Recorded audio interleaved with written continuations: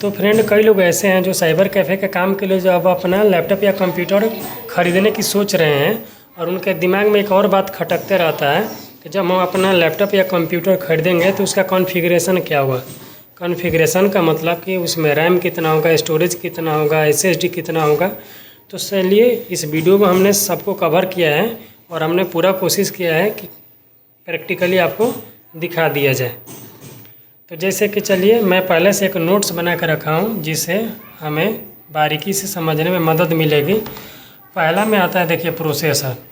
Processor जो है आपका इंटेल का हो या एएमडी का हो, उसमें इंटेल में i3 या i3 से ऊपर होगा तो बेहतर होगा, और एएमडी में आप हैं राइजन में तो राइजन 3 से आपका प्रोसेसर ऊपर होना चाहिए।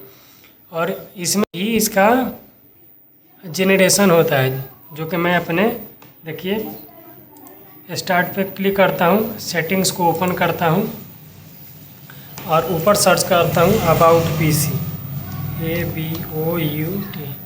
अबाउट योर पीसी करेंगे तो जो भी हमारे पीसी का कॉन्फ़िगरेशन है वो शो कर देंगे। देखिए पहला आता है प्रोसेसर। तो हमारा प्रोसेसर कौन सा है, देखिए i3 प्रोसेसर है, 9th जनरेशन का प्रोसेसर है और इसका स्पीड 3.60 गीगाहर्ट्ज़ है। इतना समझ गए। अगर AMD का प्रोसेसर है तो उसका जो उसमें भी जनरेशन होता है, तो प्रोसेसर के जनरेशन पे भी आपको ध्यान देना है। हमारे हिसाब से i3 का जो भी प्रोसेसर हो वो 6th जनरेशन के नीचे नहीं होना चाहिए। AMD का तो अभी हमारे पास कुछ प्रोसेसर है नहीं कि हम आपको बता दें। अब चलिए दूसरा पे आते हैं, रैम। रैम आपका कितना होना चाहिए, तो रैम कम से कम आपका 8 GB होना चाहिए। अगर 16 GB है तो और बेहतर रहेगा, अगर गेमिंग या ग्राफिक्स का काम करते हैं तो हमारे पीसी में रैम कितना है, देख लीजिए। हमारे पीसी में रैम है 8 GB। देख लीजिए 8 GB से कम नहीं रहना चाहिए, नहीं तो लैग करने लगेगा, लटकने लगेगा। अब चलते हैं दूसरे की ओर, स्टोरेज। स्टोरेज में आपका SSD 256 GB या उससे ज़्यादा होना चाहिए। आपको अगर अलग से स्टोरेज की आवश्यकता हो तो आप हार्ड डिस्क रख सकते हैं। तो हमारे कंप्यूटर में जो है कितना है इसका कॉन्फ़िगरेशन, यहाँ पे ऊपर देख लीजिए, या हम अपने यहाँ दिस पीसी को ओपन करते हैं, यहाँ पे देख लीजिए हमारा जो अभी विंडोज़ है इसमें 250 GB का SSD लगा हुआ है, जिसमें से देख ले सकते हैं हमारा इतना स्पेस है, और 1 TB हार्ड डिस्क है। वैसे तो हार्ड डिस्क का हमारे पास उपयोग है नहीं, पर 1 TB का हार्ड डिस्क है जिसको 2 भागों में बांटा गया है। यदि आपके पीसी में हार्ड डिस्क हैं तो हार्ड डिस्क को हटा करके SSD ज़रूर लगवाएं, ताकि इससे कई गुना फास्ट SSD होता है। अब चलते हैं दूसरे पे। अब आता है डिस्प्ले। डिस्प्ले जो है 21.5 इंच से या उससे बड़ी स्क्रीन होनी चाहिए। अब आता है ये जो डिस्प्ले जो आपका होना चाहिए 21 इंच से ऊपर होना चाहिए। लैपटॉप का तो वैसे छोटा होता है, लेकिन देखिए ये जो हमारा डिस्प्ले है ये होता है हमारा 24 इंच का डिस्प्ले है।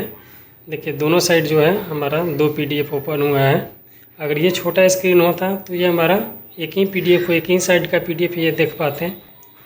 तो आपको स्क्रीन साइज पे भी ध्यान देना होता है कंप्यूटर का। अब देखिए आता है यहाँ पे ग्राफिक कार्ड।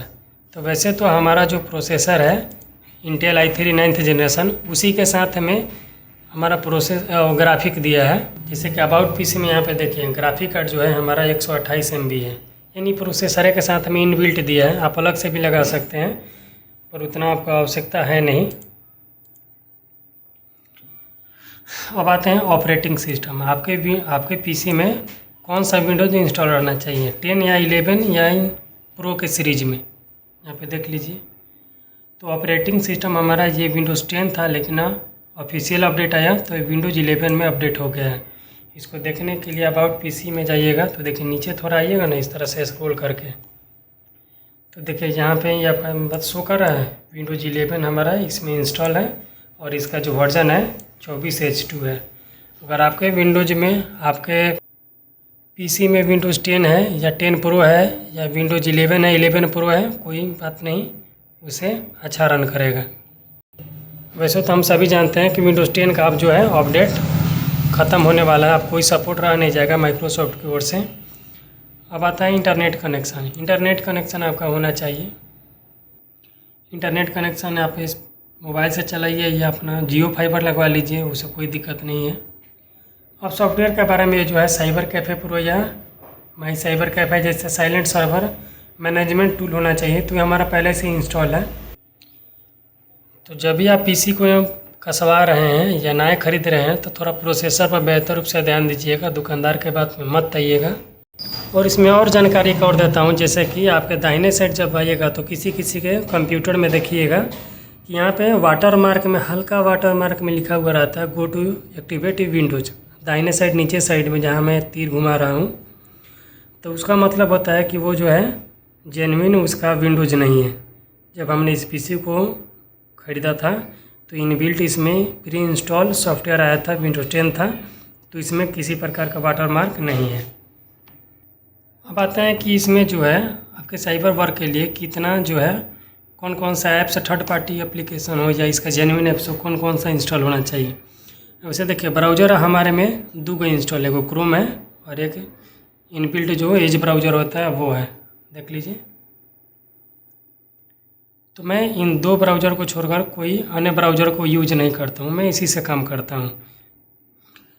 और एक और जानकारी, जैसे कि हम चाहेंगे यहाँ कंट्रोल पैनल को ओपन करेंगे। ओपन करने के बाद यहाँ प्रोग्राम्स में हम आएंगे।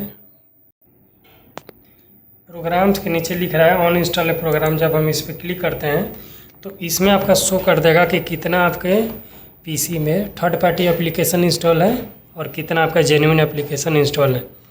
तो हमारे में ध्यान से देखिएगा, एक एडोब पेज मेकर 7.0 इंस्टॉल है और फोटोशॉप 7.0 इंस्टॉल है।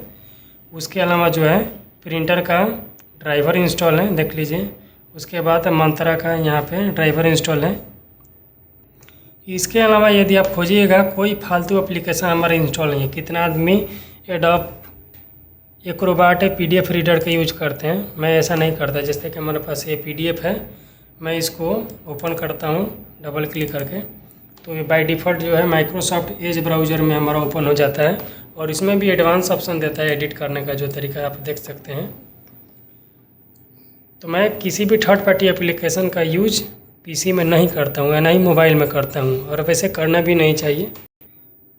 जितना आप थर्ड पार्टी एप्लीकेशन का यूज कीजिएगा उतना आपका स्टोरेज भरेगा तो पीसी आपका धीमा काम करना शुरू कर देगा। वैसे आपका देह अगर हल्का है तो चलने में आसानी होगी, देह पे कोई भार है तो चलने में दिक्कत होगा, बात समझ लीजिए। और एक और बात, कई लोग ऐसा होते हैं जिनका विंडोज जेन्युइन है और वो जो है अपना ऑफिस जो है 2007 का यूज करते हैं। ऐसा नहीं करना है। देखिए हमारा जो वर्ड पैड है 2019, इसमें जितना भी हमारा ऑफिस है 2019 इंस्टॉल है। मैं 2007 और दुकानदार डाल दिया था, लेकिन उसको अनइंस्टॉल करके मैंने अपना माइक्रोसॉफ्ट अकाउंट इसमें डाल करके मैंने अपना इसको यूज करना शुरू कर दिया। तो यदि हमारी वीडियो आपको पसंद आया हो तो इसे लाइक शेयर सब्सक्राइब ज़रूर करें। इस तरह की इन्फॉर्मेटिव वीडियो हमेशा आप पाते रहने के लिए। तो मिलते हैं अगली वीडियो में, इतना के लिए थैंक यू।